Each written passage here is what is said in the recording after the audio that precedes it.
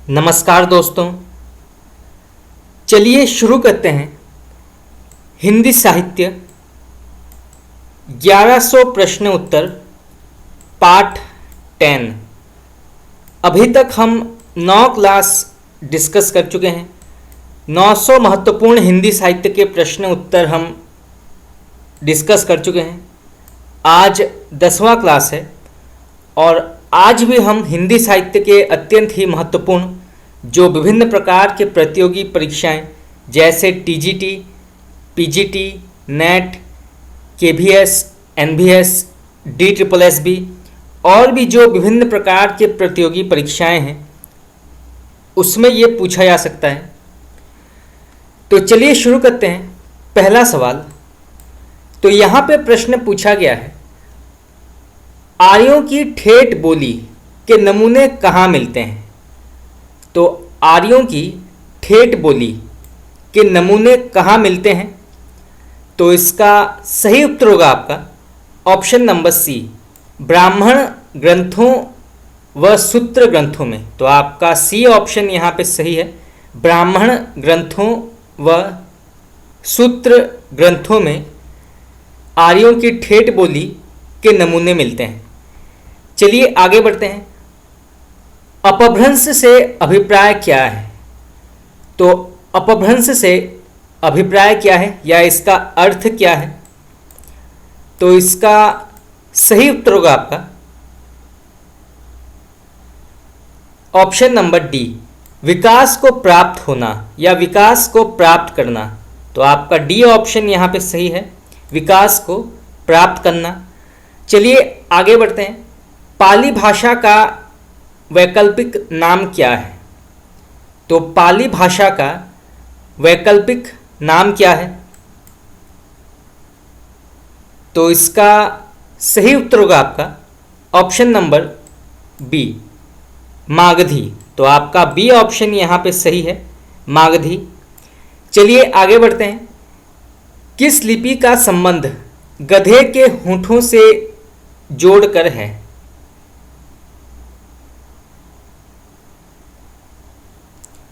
तो किस लिपि का संबंध गधे के होठों से जोड़कर है? तो इसका सही उत्तर होगा आपका ऑप्शन नंबर सी, खरोष्ठी। तो आपका सी ऑप्शन यहाँ पे सही है, खरोष्ठी। चलिए आगे बढ़ते हैं। रामचंद्र शुक्ल द्वारा संपादित ग्रंथ कौन सा है? ये प्रश्न कई बार पूछा गया है तो आप इसको नोट कर सकते हैं। तो आचार्य रामचंद्र शुक्ल द्वारा संपादित ग्रंथ का नाम क्या है? तो इसका सही उत्तर होगा आपका ऑप्शन नंबर ए, हिंदी शब्द सागर। तो आपका ए ऑप्शन यहाँ पे सही है, हिंदी शब्द सागर। चलिए आगे बढ़ते हैं। संस्कृत के तत्सम शब्दों के हिंदी में परिवर्तित रूप को क्या कहते हैं? ये प्रश्न भी कई बार पूछा गया है तो आप इसको नोट कर सकते हैं। तो संस्कृत के तत्सम शब्दों के हिंदी में परिवर्तित रूप को क्या कहते हैं? तो इसका सही उत्तर होगा आपका ऑप्शन नंबर ए, तद्भव। तो आपका ए ऑप्शन यहां पे उचित है, तद्भव। चलिए आगे बढ़ते हैं। मैक्स मुलर ने इंडो जर्मनिक नाम किस भाषा परिवार को दिया है? तो मैक्स मुलर ने इंडो जर्मनिक नाम किस भाषा परिवार को दिया है?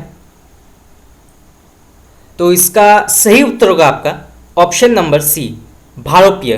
तो आपका सी ऑप्शन यहाँ पे सही है, भारोपीय। चलिए आगे बढ़ते हैं। ग्रीक वासियों ने भारत को क्या नाम दिया है? तो ग्रीक वासियों ने भारत को क्या नाम दिया है? तो इसका सही उत्तर होगा आपका ऑप्शन नंबर डी, इंडिया। तो ग्रीक वासियों ने भारत को इंडिया नाम दिया है। तो आप इसको नोट कर सकते हैं, ये प्रश्न भी कई बार पूछा गया है। चलिए आगे बढ़ते हैं। तत्सम शब्द क्या है?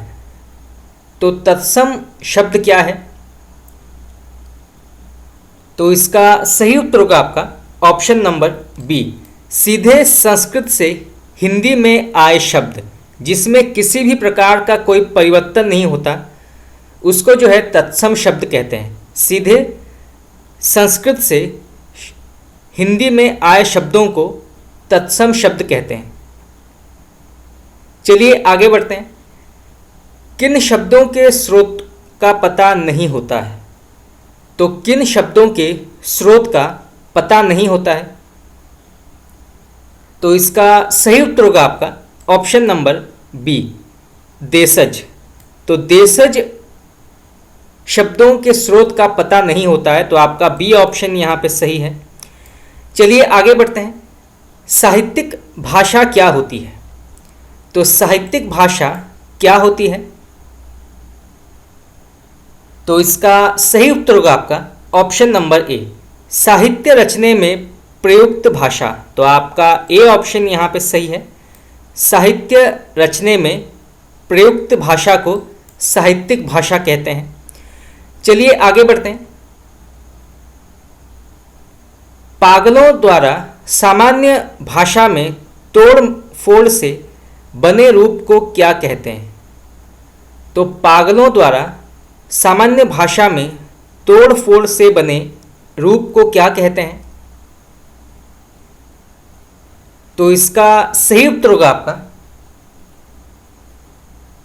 ऑप्शन नंबर बी, विक्षिप्त भाषा। तो आपका बी ऑप्शन यहाँ पे उचित है। चलिए आगे बढ़ते हैं। असमिया किस भाषा से उत्पन्न हुई है? तो असमिया किस भाषा से उत्पन्न बोली है? तो इसका सही उत्तर होगा आपका ऑप्शन नंबर ए, मागधी। तो आपका ए ऑप्शन यहाँ पे सही है, मागधी। चलिए आगे बढ़ते हैं। भोजपुरी किस उपभाषा की बोली है? ये प्रश्न भी कई बार पूछा गया है। तो भोजपुरी किस उपभाषा की बोली है? तो इसका सही उत्तर होगा आपका ऑप्शन नंबर सी, बिहारी। तो आपका सी ऑप्शन यहाँ पे सही है, बिहारी। चलिए आगे बढ़ते हैं। ब्रज भाषा का केंद्र क्या है? तो यहाँ पे प्रश्न पूछा गया है कि ब्रज भाषा का केंद्र क्या है? तो इसका सही उत्तर होगा आपका ऑप्शन नंबर बी, मथुरा। तो आपका बी ऑप्शन यहाँ पे सही है, ब्रज भाषा का केंद्र है मथुरा। चलिए आगे बढ़ते हैं। अवधि शब्द का भाषा के अर्थ में पहले प्रयोग किसने किया है? तो अवधि शब्द का भाषा के अर्थ में पहले प्रयोग किसने किया है?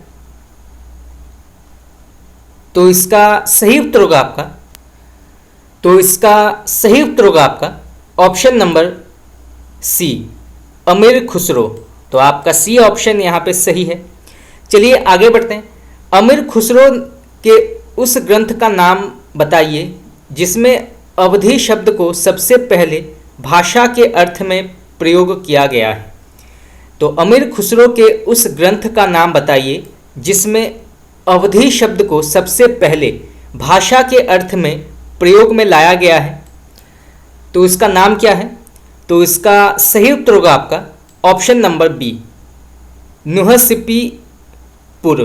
तो आपका बी ऑप्शन यहाँ पे सही है, नुहसीपुर। चलिए आगे बढ़ते हैं। अवधि की प्रथम रचना राउलवेल के रचनाकार कौन है?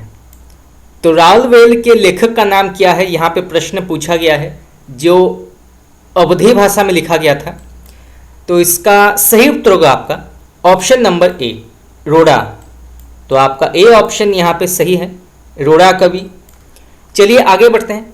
जॉर्ज ग्रियर्सन ने अवधी भाषा का संबंध किससे माना है? ये प्रश्न भी कई बार पूछा गया है, तो आप इसको नोट कर सकते हैं। तो जॉर्ज ग्रियर्सन ने अवधी भाषा का संबंध किससे माना है? तो इसका सही उत्तर होगा आपका ऑप्शन नंबर बी, अर्धमागधी, तो आपका बी ऑप्शन यहाँ पे सही है, अर्धमागधी। चलिए आगे बढ़ते हैं। प्राचीन काल में खड़ी बोली का इनमें से एक नाम क्या नहीं था? तो प्राचीन काल में खड़ी बोली का इनमें से क्या एक नाम नहीं था? तो इसका सही उत्तर होगा आपका ऑप्शन नंबर ए, हिंदुस्तानी। तो आपका ए ऑप्शन यहाँ पे सही है, हिंदुस्तानी। चलिए आगे बढ़ते हैं। भरत मुनि ने प्राकृतों की संख्या कितनी मानी है? तो भरत मुनि ने प्राकृतों की संख्या कितनी मानी है? तो इसका सही उत्तर होगा आपका ऑप्शन नंबर सी, 14। तो आपका सी ऑप्शन यहाँ पे सही है। चलिए आगे बढ़ते हैं। प्राकृत के सबसे प्राचीन व्याकरण कौन है? तो प्राकृत के सबसे प्राचीन व्याकरण कौन है? तो इसका सही उत्तर होगा आपका ऑप्शन नंबर ए, वर रुचि। तो आपका ए ऑप्शन यहाँ पे सही है, वर रुचि। चलिए आगे बढ़ते हैं। जॉर्ज ग्रियर्सन ने हिंदी भाषा की उत्पत्ति का श्रेय किसे दिया है? ये प्रश्न भी कई बार पूछा गया है, तो आप इसको नोट कर सकते हैं। तो जॉर्ज ग्रियर्सन ने हिंदी भाषा की उत्पत्ति का श्रेय किसे दिया है? तो इसका सही उत्तर होगा आपका ऑप्शन नंबर सी, लल्लू लाल।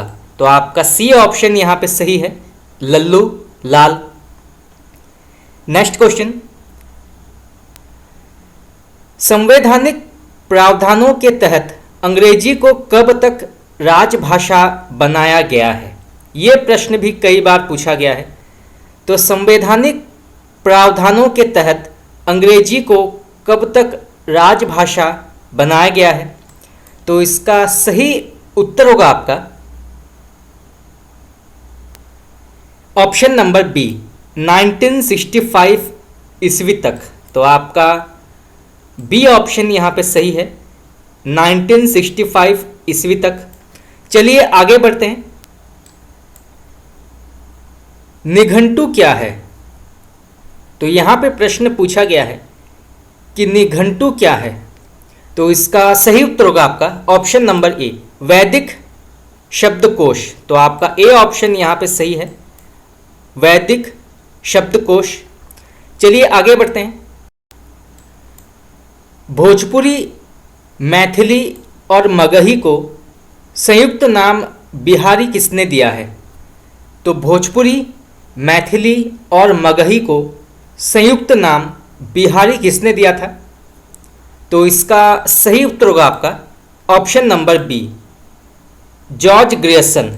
तो आपका बी ऑप्शन यहाँ पे सही है, जॉर्ज ग्रियर्सन ने बिहारी नाम दिया था भोजपुरी, मैथिली और मगही को संयुक्त तौर पर। तो आपका बी ऑप्शन यहाँ पे सही है, आप इसको नोट कर सकते हैं।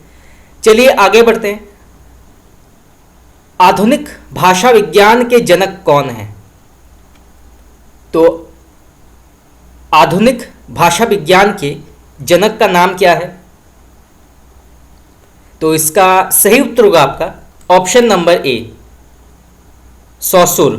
तो आपका ए ऑप्शन यहाँ पे सही है। चलिए आगे बढ़ते हैं। कन्नौजी किस भाषा जैसी है?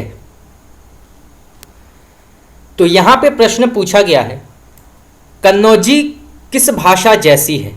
तो इसका सही उत्तर होगा आपका ऑप्शन नंबर सी, ब्रज। तो आपका सी ऑप्शन यहाँ पे सही है, ब्रज। चलिए आगे बढ़ते हैं। किस भाषा का अपना साहित्य नहीं है? तो किस भाषा का अपना साहित्य नहीं मिलता है? तो इसका सही उत्तर होगा आपका ऑप्शन नंबर ए, बघेली। तो आपका ए ऑप्शन यहाँ पे सही है, बघेली। बाकी भोजपुरी, बुंदेलखंडी और उत्तराखंडी इनका अपना साहित्य है, परंतु आपका ए ऑप्शन यहाँ पे गलत है। चलिए आगे बढ़ते हैं। जाटू किस बोली का अन्य नाम है? तो जाटू किस बोली का अन्य नाम है? तो इसका सही उत्तर होगा आपका ऑप्शन नंबर सी, बांगरू। तो आपका सी ऑप्शन यहाँ पे सही है, बांगरू। चलिए आगे बढ़ते हैं। भाट भाषा किस भाषा को कहते हैं? तो भाट भाषा किस भाषा को कहते हैं? तो इसका सही उत्तर होगा आपका ऑप्शन नंबर डी, डिंगल। तो आपका डी ऑप्शन यहाँ पे सही है, डिंगल। चलिए आगे बढ़ते हैं। भाषा के दो आधारभूत तत्व कौन से हैं? ये प्रश्न भी कई बार पूछा गया है। तो भाषा के दो आधारभूत तत्व कौन से हैं? तो इसका सही उत्तर होगा आपका ऑप्शन नंबर ए, ध्वनि और अर्थ। तो आपका ए ऑप्शन यहाँ पे सही है, ध्वनि और अर्थ। चलिए आगे बढ़ते हैं। अपभ्रंश को प्राकृतभाष हिंदी किसने कहा है? ये प्रश्न भी कई बार पूछा गया है। तो अपभ्रंश को प्राकृतभाष हिंदी किसने कहा है? तो इसका सही उत्तर होगा आपका ऑप्शन नंबर सी, आचार्य रामचंद्र शुक्ल। तो आपका सी ऑप्शन यहाँ पे सही है, आचार्य रामचंद्र शुक्ल ने अपभ्रंश को प्राकृतभाष हिंदी नाम दिया है। चलिए आगे बढ़ते हैं। अपभ्रंश को ण भाषा किसने कहा है? तो अपभ्रंश को ण भाषा किसने कहा है? तो इसका सही उत्तर होगा आपका option number A, Kishoridas Vajpeyi. तो आपका ए ऑप्शन यहाँ पे सही है, किशोरीदास वाजपेयी। चलिए आगे बढ़ते हैं। तो यहाँ पे प्रश्न पूछा गया है, वल्लभी के राजा धारसेन द्वितीय के शिलालेख में किसके नाम का पहले उल्लेख मिलता है? ये प्रश्न भी कई बार पूछा गया है, हिंदी साहित्य का एक बहुत ही महत्वपूर्ण प्रश्न है। तो वल्लभी के राजा धारसेन द्वितीय के शिलालेख में किसके नाम का पहले उल्लेख मिलता है? तो इसका सही उत्तर होगा आपका ऑप्शन नंबर ए, अपभ्रंश। तो आपका ए ऑप्शन यहाँ पे सही है। तो वल्लभी के राजा धारसेन द्वितीय के शिलालेख में अपभ्रंश का पहले उल्लेख मिलता है। चलिए आगे बढ़ते हैं। नागर, उपनागर और ब्राचड़ को अपभ्रंश के भेद किसने माना है? तो नागर, उपनागर और ब्राचड़ को अपभ्रंश के भेद किसने माना है? तो इसका सही उत्तर होगा आपका ऑप्शन नंबर बी, मार्कंडेय। तो आपका बी ऑप्शन यहाँ पे सही है, मार्कंडेय। चलिए आगे बढ़ते हैं। अबहट्ट को देशिक बयाना किसने कहा है?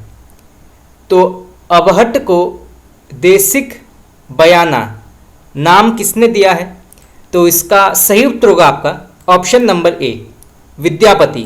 तो आपका ए ऑप्शन यहाँ पे सही है, विद्यापति। चलिए आगे बढ़ते हैं। जयपुरी बोली का दूसरा नाम क्या है? ये प्रश्न भी कई बार पूछा गया है। तो जयपुरी बोली का दूसरा नाम क्या है? तो इसका सही उत्तर होगा आपका ऑप्शन नंबर सी, ढूंढानी। तो आपका सी ऑप्शन यहाँ पे सही है। चलिए आगे बढ़ते हैं। हिंदी शब्द का पहले भाषा के अर्थ में प्रयोग किसने किया है? तो हिंदी शब्द का पहले भाषा के अर्थ में प्रयोग किसने किया है? तो इसका सही उत्तर होगा आपका ऑप्शन नंबर ए, अल बरूनी। तो आपका ए ऑप्शन यहाँ पे सही है, अल बरूनी। चलिए आगे बढ़ते हैं। अल बरूनी ने हिंदी शब्द का प्रयोग पहले अपने किस पुस्तक में किया है? तो अल बरूनी ने हिंदी शब्द का प्रयोग पहले अपनी किस पुस्तक में किया है? तो इसका सही उत्तर होगा आपका ऑप्शन नंबर बी, अल हिंदी। तो आपका बी ऑप्शन यहाँ पे सही है, अल हिंद। चलिए आगे बढ़ते हैं। हिंदी का प्रथम व्याकरण कौन सा माना जाता है? ये प्रश्न भी कई बार पूछा गया है। तो हिंदी का प्रथम व्याकरण कौन सा है? तो इसका सही उत्तर होगा आपका option number A, Hindustani grammar. तो आपका ए ऑप्शन यहाँ पे सही है, हिंदुस्तानी ग्रामर। चलिए आगे बढ़ते हैं। हिंदुस्तानी ग्रामर नामक व्याकरण ग्रंथ के लेखक कौन हैं? तो हिंदुस्तानी ग्रामर नामक व्याकरण ग्रंथ के लेखक का नाम क्या है? तो इसका सही उत्तर होगा आपका option number C, John Joshua Kettler. तो आपका सी ऑप्शन यहाँ पे सही है, जॉन जोशुआ कैटलर इसके लेखक हैं हिंदुस्तानी ग्रामर के। तो आपका सी ऑप्शन यहाँ पे सही है। चलिए आगे बढ़ते हैं। दक्षिणी हिंदी की लिपि क्या है? तो दक्षिणी हिंदी की लिपि क्या होती है?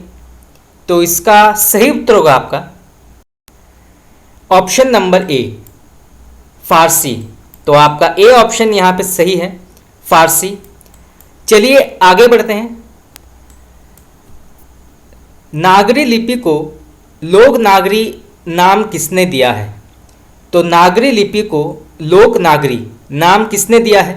तो इसका सही उत्तर होगा आपका ऑप्शन नंबर बी, आचार्य विनोबा भावे। तो आपका बी ऑप्शन यहाँ पे सही है, आचार्य विनोबा भावे। चलिए आगे बढ़ते हैं। नमी साधु ने अपभ्रंश के कितने भेद माने हैं? तो नमी साधु ने अपभ्रंश के कितने भेद माने हैं? तो इसका सही उत्तर होगा आपका ऑप्शन नंबर बी, 3। तो आपका बी ऑप्शन यहाँ पे सही है, 3। चलिए आगे बढ़ते हैं।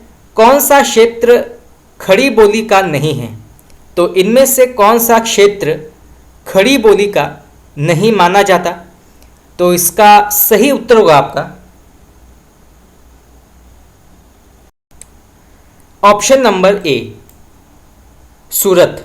तो आपका ए ऑप्शन यहाँ पे सही है, सूरत ये खड़ी बोली का क्षेत्र नहीं है। बाकी सहारनपुर, देहरादून और अंबाला ये जो है ये खड़ी बोली के अंतर्गत आते हैं, परंतु आपका सूरत जो है ये बिल्कुल गलत है। चलिए आगे बढ़ते हैं। अवध में किस जगह को छोड़कर बाकी सभी जगह अवधी बोली जाती है? तो अवध में किस जगह को छोड़कर बाकी सभी जगह अवधी बोली जाती है? तो इसका सही उत्तर होगा आपका ऑप्शन नंबर डी, हरदोई। तो हरदोई में अवधी बोली नहीं बोली जाती। तो आपका डी ऑप्शन यहाँ पे सही है। बाकी बहराइच, बाराबंकी और खीरी में अवधी बोली जाती है। चलिए आगे बढ़ते हैं। बोली का लघुत्तम रूप क्या है? तो बोली का लघुत्तम रूप क्या माना जाता है? तो इसका सही उत्तर होगा आपका ऑप्शन नंबर सी, व्यक्ति बोली। तो आपका सी ऑप्शन यहाँ पे सही है, व्यक्ति बोली। निम्न में से कौन सा अर्ध स्वर है? तो इनमें से कौन सा एक अर्ध स्वर है? तो इसका सही उत्तर होगा आपका ऑप्शन नंबर ए, ओ। ये जो है अर्ध स्वर के अंतर्गत आता है। चलिए आगे बढ़ते हैं। अवध विलास किसकी रचना है? ये प्रश्न भी कई बार पूछा गया है। तो अवध विलास के लेखक कौन है? तो इसका सही उत्तर होगा आपका option number B, Lal Das. तो आपका बी ऑप्शन यहाँ पे सही है, लाल दास। अवध विलास के लेखक हैं लाल दास। चलिए आगे बढ़ते हैं। अवध विलास का रचनाकाल क्या है? तो अवध विलास का रचनाकाल क्या है, इसका समय क्या है? तो इसका सही उत्तर होगा आपका ऑप्शन नंबर डी, 1643 ईस्वी में इसको लिखा गया था। तो आपका डी ऑप्शन यहाँ पे सही है, 1643। चलिए आगे बढ़ते हैं। इनमें से राम जन्म से लेकर वन गमन तक की कथा का वर्णन किसमें मिलता है? तो इनमें से राम जन्म को लेकर वन गमन तक की कथा का वर्णन किसमें मिलता है? तो इसका सही उत्तर होगा आपका ऑप्शन नंबर ए, अवध विलास। तो आपका ए ऑप्शन यहां पे सही है। चलिए आगे बढ़ते हैं। अवध विलास की भाषा क्या है? यह प्रश्न भी कई बार पूछा गया है। तो अवध विलास की भाषा क्या है? तो इसका सही उत्तर होगा आपका ऑप्शन नंबर बी, अवधि। तो आपका बी ऑप्शन यहाँ पे सही है, अवधि। चलिए आगे बढ़ते हैं। लाल दास किसके समकालीन थे? ये प्रश्न भी कई बार पूछा गया है। तो लाल दास किसके समकालीन थे? तो इसका सही उत्तर होगा आपका ऑप्शन नंबर ए, तुलसीदास। तो आपका ए ऑप्शन यहाँ पे सही है। आधुनिक काल में दोहा चौपाई शैली में अवधी भाषा का महाकाव्य कौन सा माना जाता है? तो आधुनिक काल में दोहा चौपाई शैली में अवधी भाषा का महाकाव्य कौन सा माना जाता है? तो इसका सही उत्तर होगा आपका ऑप्शन नंबर ए, कृष्णायन। तो आपका ए ऑप्शन यहाँ पे सही है, कृष्णायन। चलिए आगे बढ़ते हैं, नेक्स्ट क्वेश्चन। चलिए आगे बढ़ते हैं। यहाँ पे प्रश्न पूछा गया है, कृष्णायन महाकाव्य की रचना किसने की है? तो कृष्णायन महाकाव्य की रचना किसने की है? तो इसका सही उत्तर होगा आपका ऑप्शन नंबर बी, पंडित द्वारिका प्रसाद मिश्रा। तो आपका बी ऑप्शन यहाँ पे सही है, पंडित द्वारिका प्रसाद मिश्रा। चलिए आगे बढ़ते हैं। आधुनिक ब्रज भाषा का ग्रंथ कौन सा है? तो आधुनिक ब्रज भाषा का ग्रंथ का नाम क्या है? तो इसका सही उत्तर होगा आपका ऑप्शन नंबर डी, उद्भव शतक। तो आपका डी ऑप्शन यहाँ पे सही है। उद्धव शतक जो है ये आधुनिक ब्रज भाषा का ग्रंथ माना जाता है, उद्भव शतक। तो आपका डी ऑप्शन यहाँ पे सही है, उद्धव शतक। चलिए आगे बढ़ते हैं। उद्धव शतक के रचनाकार का नाम क्या है? ये प्रश्न आपका नेट में और टीजीटी और पीजीटी परीक्षा में कई बार पूछा गया है, तो आप इसको नोट कर सकते हैं। तो उद्धव शतक के लेखक का नाम क्या है? तो इसका सही उत्तर होगा आपका ऑप्शन नंबर सी, जगन्नाथ दास रत्नाकर। तो आपका सी ऑप्शन यहाँ पे सही है, जगन्नाथ दास रत्नाकर। चलिए आगे बढ़ते हैं। मारवाड़ी बोली का क्षेत्र क्या है? तो मारवाड़ी बोली का क्षेत्र क्या है? तो इसका सही उत्तर होगा आपका ऑप्शन नंबर डी, बीकानेर। तो मारवाड़ी बोली बीकानेर में बोली जाती है। तो आपका डी ऑप्शन यहाँ पे सही है। चलिए आगे बढ़ते हैं। किस क्षेत्र की बोली को काशिका कहा गया है? ये प्रश्न भी कई बार पूछा गया है। तो किस क्षेत्र की बोली को काशिका कहा गया है? तो इसका सही उत्तर होगा आपका ऑप्शन नंबर ए, बनारस। तो आपका ए ऑप्शन यहाँ पे सही है, बनारस। चलिए आगे बढ़ते हैं। डिंगल भाषा का संबंध किस साहित्य से है? तो डिंगल भाषा का संबंध किस साहित्य से है? तो इसका सही उत्तर होगा आपका ऑप्शन नंबर डी, राजस्थानी साहित्य। तो आपका डी ऑप्शन यहाँ पे सही है, राजस्थानी साहित्य। डिंगल और पिंगल ये दोनों जो हैं ये राजस्थानी साहित्य के अंतर्गत आते हैं। तो यहाँ से जो है दो प्रकार के प्रश्न पूछे जा सकते हैं कि डिंगल और पिंगल भाषा का संबंध किस साहित्य से है? तो वो है राजस्थानी साहित्य। चलिए आगे बढ़ते हैं। ब्रज भाषा कहाँ बोली जाती है? तो ब्रज भाषा कहाँ बोली जाती है? तो इसका सही उत्तर होगा आपका option number C, Mathura Vrindavan. तो आपका सी ऑप्शन यहाँ पे सही है, मथुरा वृंदावन। चलिए आगे बढ़ते हैं।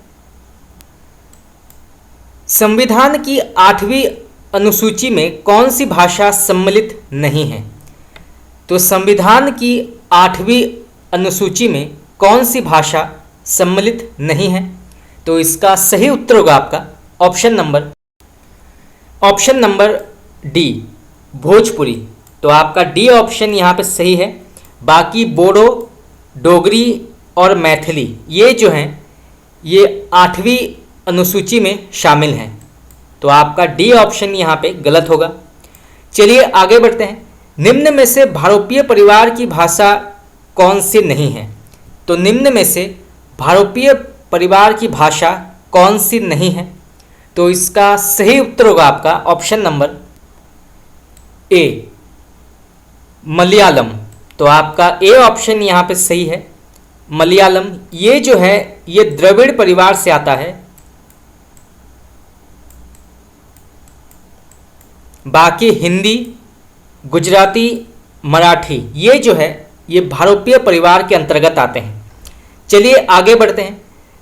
देवनागरी लिपि के विकास क्रम का अवस्था क्या है? तो सबसे पहले कौन सी लिपि आई थी, उसके बाद कौन सी लिपि आई थी, ये जानना आवश्यक है। तो देवनागरी लिपि के विकास क्रम की अवस्था क्या है? तो इसका सही उत्तर होगा आपका ऑप्शन नंबर ए। सबसे पहले आती है ब्राह्मी लिपि, उसके बाद गुप्त लिपि, उसके बाद कुटिल लिपि और फिर देवनागरी लिपि। तो आपका ए ऑप्शन यहाँ पे सही है।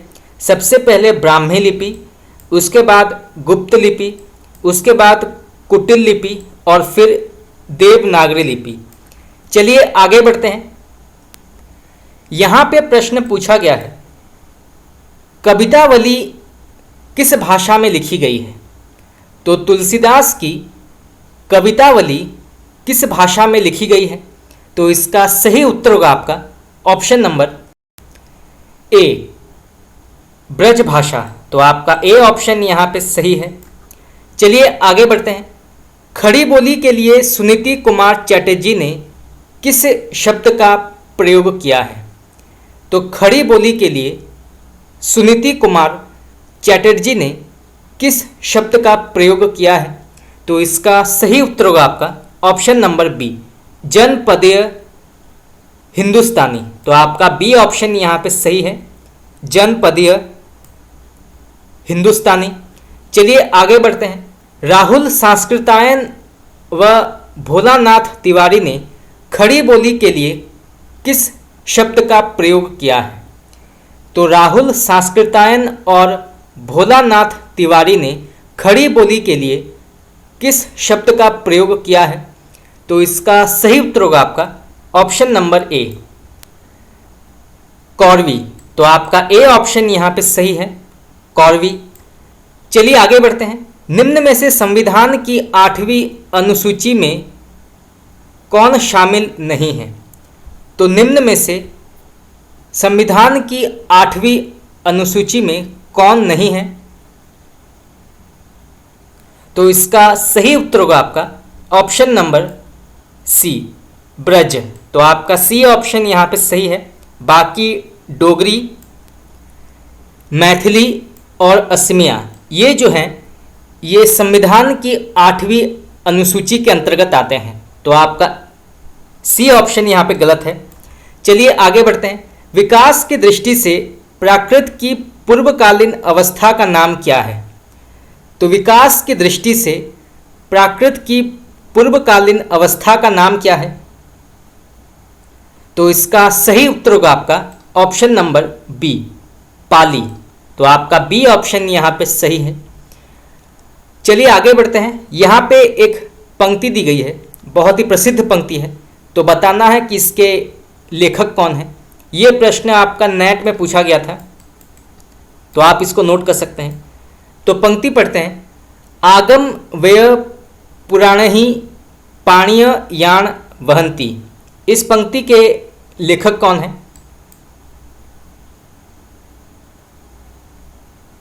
तो इसका सही उत्तर होगा आपका ऑप्शन नंबर डी, कण्हपा। तो आपका डी ऑप्शन यहाँ पे सही है। चलिए आगे बढ़ते हैं। यहाँ पे प्रश्न पूछा गया है, अपभ्रंश की उत्तरकालीन अवस्था का नाम क्या है? तो अपभ्रंश की उत्तरकालीन अवस्था का नाम क्या है? तो इसका सही उत्तर होगा आपका ऑप्शन नंबर ए, अबहट। तो आपका ए ऑप्शन यहाँ पे सही है, अबहट। सबसे पहले संस्कृत, फिर पाली, फिर प्राकृत, फिर अपभ्रंश, फिर अबहट और फिर आधुनिक भारतीय आर्य भाषा। तो आपका ए ऑप्शन यहाँ पे सही होगा। चलिए आगे बढ़ते हैं। भाषाओं के पारिवारिक वर्गीकरण का आधार क्या है? तो भाषाओं के पारिवारिक वर्गीकरण का आधार क्या है? तो इसका सही उत्तर होगा आपका ऑप्शन नंबर बी, इतिहास। तो आपका बी ऑप्शन यहाँ पे सही है, इतिहास। चलिए आगे बढ़ते हैं। अपभ्रंश का मुख्य छंद क्या है? तो अपभ्रंश का मुख्य छंद क्या है? तो इसका सही उत्तर होगा आपका ऑप्शन नंबर ए, दोहा। तो आपका ए ऑप्शन यहाँ पे सही है, दोहा।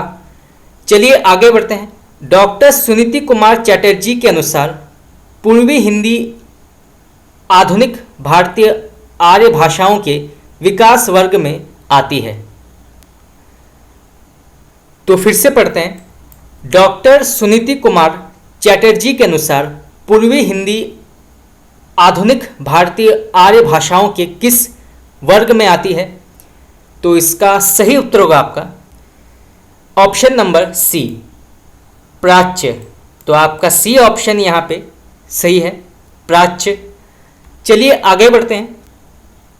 तो यहाँ पे प्रश्न पूछा गया है, पूर्वी हिंदी, बिहारी, उड़िया, असमिया और बंगला डॉक्टर सुनीति कुमार चटर्जी के अनुसार किस वर्ग में आती है? तो पूर्वी हिंदी, बिहारी, उड़िया, असमिया और बंगला डॉक्टर सुनीति कुमार चटर्जी के अनुसार किस वर्ग के अंतर्गत आती है? तो इसका सही उत्तर होगा आपका ऑप्शन नंबर, तो इसका सही उत्तर होगा आपका ऑप्शन नंबर ए, प्राच्य। तो आपका ए ऑप्शन यहाँ पे सही है। चलिए आगे बढ़ते हैं। संविधान की 8वीं या अष्टम सूची में शामिल भाषा कौन सी नहीं है? तो संविधान की अष्टम सूची में शामिल भाषा कौन सी नहीं है? तो इसका सही उत्तर होगा आपका ऑप्शन नंबर ए, छत्तीसगढ़ी। तो छत्तीसगढ़ी जो है ये अष्टम सूची में शामिल नहीं है। तो आपका ए ऑप्शन यहाँ पे सही होगा। बाकी डोंगरी, मणिपुरी और मैथिली ये अष्टम सूची में शामिल हैं। तो आपका ए ऑप्शन यहाँ पे सही है। चलिए आगे बढ़ते हैं। डॉक्टर धीरेन्द्र वर्मा ने वैदिक ध्वनियों की संख्या कितनी मानी है? तो डॉक्टर धीरेन्द्र वर्मा ने वैदिक ध्वनियों की संख्या कितनी मानी है? तो इसका सही उत्तर होगा आपका ऑप्शन नंबर बी, उन्होंने 13 स्वर और 38 व्यंजन मानी है, जिसकी कुल संख्या है 51। तो आपका बी ऑप्शन यहाँ पे सही होगा, 31, 13 स्वर और 38 व्यंजन। चलिए आगे बढ़ते हैं। अपभ्रंश भाषा का सबसे प्राचीनतम रूप किस साहित्य में मिलता है? ये प्रश्न भी कई बार पूछा गया है, नेट में कई बार पूछा गया है और टीजीटी और पीजीटी परीक्षाओं में भी कई बार पूछा गया है। तो अपभ्रंश भाषा का सबसे प्राचीनतम रूप किस साहित्य में मिलता है? तो इसका सही उत्तर होगा आपका ऑप्शन नंबर ए, जैन साहित्य। तो आपका ए ऑप्शन यहाँ पे सही है, जैन साहित्य। चलिए आगे बढ़ते हैं। अपभ्रंश को अमीरों की भाषा किसने कहा है? तो अपभ्रंश को अमीरों की भाषा किसने कहा है? तो इसका सही उत्तर होगा आपका ऑप्शन नंबर बी, दंडी। तो दंडी ने अपभ्रंश को अमीरों की भाषा कहा है। तो आपका बी ऑप्शन यहाँ पे सही है। चलिए आगे बढ़ते हैं। उर्दू को यामिनी भाषा किसने कहा है? ये प्रश्न कई बार पूछा गया है। तो उर्दू को यामिनी भाषा किसने कहा है? तो इसका सही उत्तर होगा आपका ऑप्शन नंबर ए, लल्लू लाल। तो आपका ए ऑप्शन यहाँ पे सही है, लल्लू लाल। चलिए आगे बढ़ते हैं। उर्दू साहित्य के जन्मदाता कौन है? तो उर्दू साहित्य के जन्मदाता का नाम क्या है? तो इसका सही उत्तर होगा आपका ऑप्शन नंबर ए, वली साहब। तो आपका ए ऑप्शन यहाँ पे सही है। चलिए आगे बढ़ते हैं। हिंदी का पाणिनि किसे कहते हैं? तो हिंदी का पाणिनि किसे कहते हैं? तो इसका सही उत्तर होगा आपका option number B, Kishoridas Vajpeyi. तो आपका बी ऑप्शन यहाँ पे सही है, किशोरीदास वाजपेयी। चलिए आगे बढ़ते हैं। पंचम वर्ण के स्थान पर अनुस्वार का प्रयोग देवनागरी लिपि में किए जाने का सुझाव किसने दिया था? ये प्रश्न भी आपका नेट में कई बार पूछा गया है। तो पंचम वर्ण के स्थान पर अनुस्वार का प्रयोग देवनागरी लिपि में किए जाने का सुझाव किसने दिया था? तो उनका नाम क्या है? तो इसका करेक्ट आंसर होगा आपका ऑप्शन नंबर डी, बाबू श्याम सुंदर दास। तो आपका बी ऑप्शन यहाँ पे सही है, बाबू श्याम सुंदर दास। चलिए आगे बढ़ते हैं। भोजपुरी बोली भारत के अलावा पर्याप्त मात्रा में और कहाँ बोली जाती है? तो भोजपुरी बोली जो है ये भारत के अलावा पर्याप्त मात्रा में और कहाँ बोली जाती है? तो इसका सही उत्तर होगा आपका ऑप्शन नंबर ए, मॉरिशस।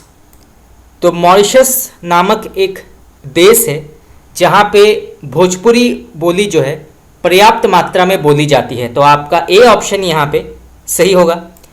चलिए आगे बढ़ते हैं। यहाँ पे प्रश्न पूछा गया है, पंजाब में हिंदी प्रचारक कौन थे? तो पंजाब में हिंदी प्रचारक का नाम क्या है? तो इसका सही उत्तर होगा आपका ऑप्शन नंबर बी,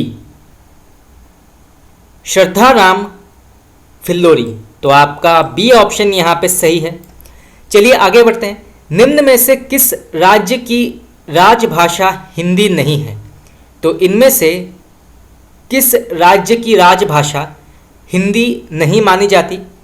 तो इसका सही उत्तर होगा आपका option number A, Jammu Kashmir. तो आपका ए ऑप्शन यहाँ पे सही है। बाकी हरियाणा, छत्तीसगढ़ और झारखंड यहाँ पर हिंदी जो है ये राजभाषा मानी जाती है, परंतु जम्मू कश्मीर गलत है। चलिए आगे बढ़ते हैं। अंग्रेजों के शासनकाल में हिंदी को स्कूलों में प्रवेश दिलाने का श्रेय किसको जाता है? तो अंग्रेजों के शासनकाल में हिंदी को स्कूलों में प्रवेश दिलाने का श्रेय किसे प्राप्त है? तो इसका सही उत्तर होगा आपका ऑप्शन नंबर बी, शिव प्रसाद सितारे हिंद। तो आपका बी ऑप्शन यहाँ पे सही है, शिव प्रसाद सितारे हिंद। चलिए आगे बढ़ते हैं। खड़ी बोली का प्रथम महाकाव्य कौन सा है? ये प्रश्न भी कई बार पूछा गया है। तो खड़ी बोली का प्रथम महाकाव्य कौन सा है? तो इसका सही उत्तर होगा आपका ऑप्शन नंबर ए, प्रिय प्रवास। तो आपका ए ऑप्शन यहाँ पे सही है, प्रिय प्रवास। हिंदी का प्रथम महाकाव्य कौन सा है? तो यहाँ पे प्रश्न पूछा गया है, हिंदी का प्रथम महाकाव्य का नाम क्या है? तो इसका सही उत्तर होगा आपका option number B, Prithviraj Raso. तो आपका बी ऑप्शन यहाँ पे सही है, पृथ्वीराज रासो। ओकारांत बोली कौन सी है? तो यहाँ पे प्रश्न पूछा गया है, ओकारांत बोली का नाम क्या है? तो इसका सही उत्तर होगा आपका ऑप्शन नंबर सी, ब्रज भाषा। तो आपका सी ऑप्शन यहाँ पे सही है, ब्रज भाषा। चलिए आगे बढ़ते हैं। रीवा, दमोट, बालाघाट में कौन सी बोली बोली जाती है?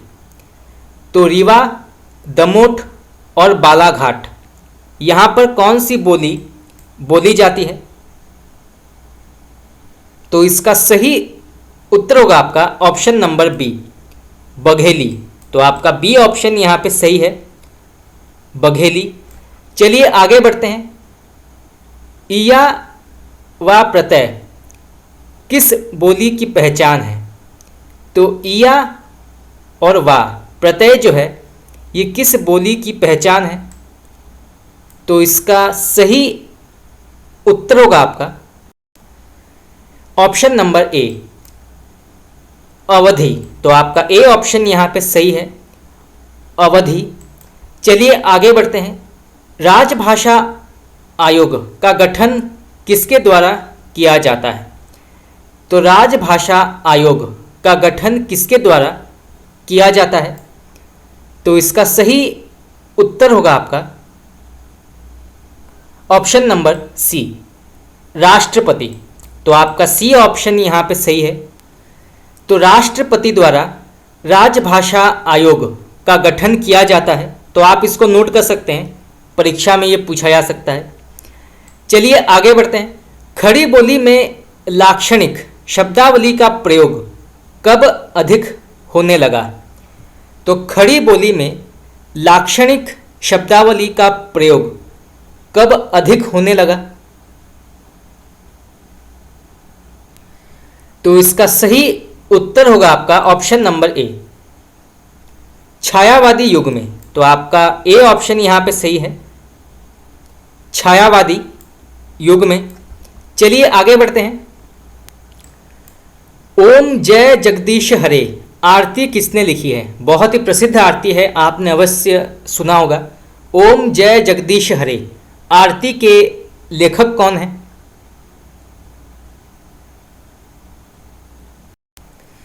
तो इसका सही उत्तर होगा आपका ऑप्शन नंबर बी, श्रद्धा राम फिल्लोरी। तो आपका डी ऑप्शन यहाँ पे सही है। हिंदी भाषा का पहला समाचार पत्र कौन सा है? तो हिंदी भाषा का पहला समाचार पत्र का नाम क्या है? तो इसका सही उत्तर होगा आपका option number C, Udant Martand. तो आपका सी ऑप्शन यहाँ पे सही है, उदंत मार्तंड। चलिए आगे बढ़ते हैं। सर्वाधिक व्यक्तियों द्वारा बोली जाने वाली भाषा कौन सी है?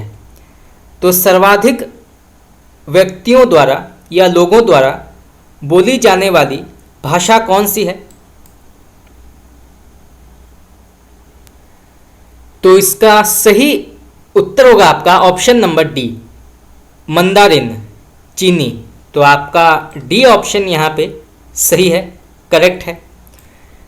फोर्ट विलियम कॉलेज में भाषा मुंशी कौन थे? ये प्रश्न भी कई बार पूछा गया है। तो फोर्ट विलियम कॉलेज में भाषा मुंशी कौन थे? तो इसका सही उत्तर होगा आपका ऑप्शन नंबर बी, लल्लू लाल। तो आपका बी ऑप्शन यहाँ पे सही है, लल्लू लाल। चलिए आगे बढ़ते हैं। किसके शासनकाल में ब्रज भाषा की सर्वाधिक उन्नति हुई है? तो किसके शासनकाल में ब्रज भाषा की सर्वाधिक उन्नति हुई है? तो इसका सही उत्तर होगा आपका ऑप्शन नंबर बी, अकबर। तो आपका बी ऑप्शन यहाँ पे करेक्ट है। तो अकबर के शासनकाल में ब्रज भाषा की सर्वाधिक उन्नति हुई है।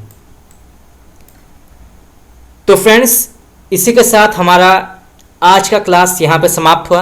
आज हमारा पार्ट 10 जो है यहाँ पे समाप्त हुआ और आज हमने 1000 प्रश्न उत्तर जो है इसको भी कंप्लीट कर लिया है। कल हमारा अंतिम क्लास है। कल हमारा 1100 प्रश्न उत्तर का जो हमारा क्लास चल रहा है, कल उसका अंतिम क्लास है। तो अगर आपने अभी तक मेरे प्रीवियस क्लासेस नहीं देखे हैं तो आप जाके देख सकते हैं। हमने वहाँ पे विभिन्न प्रकार के जो आधुनिक काल के प्रमुख गद्य विधाएं हैं, जैसे उपन्यास, कहानी, रेखाचित्र, आत्मकथा, जीवनी और भी जो आदिकाल, भक्तिकाल, रीतिकाल के प्रश्न उत्तर है, हमने डिस्कस किया है। तो आप जाके देख सकते हैं। तो फ्रेंड्स, आज के लिए इतना ही। अगर आप लोगों को क्लास अच्छा लगा तो आप मुझे बता सकते हैं कमेंट करके। आपका बहुत बहुत धन्यवाद।